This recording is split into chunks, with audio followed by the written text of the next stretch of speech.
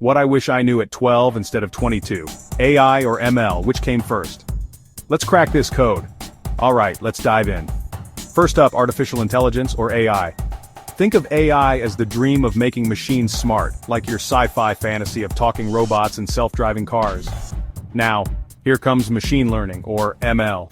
Picture ML as the engine inside the AI dream. It's the tech that lets machines learn patterns from data instead of following rigid rules. So, what comes first? The idea of AI came first. Back in the 1950s, scientists were already dreaming of smart machines. But it wasn't until later that ML became the tool to achieve that dream. Let's break it down with examples. AI is the concept of a smart self-driving car. ML is the actual algorithms that train the car to recognize stop signs and pedestrians. Or AI is the dream of a talking assistant. ML is the speech recognition magic inside Siri or Alexa. So here's the big reveal.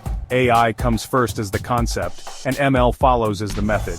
One is the vision, and the other is the tool.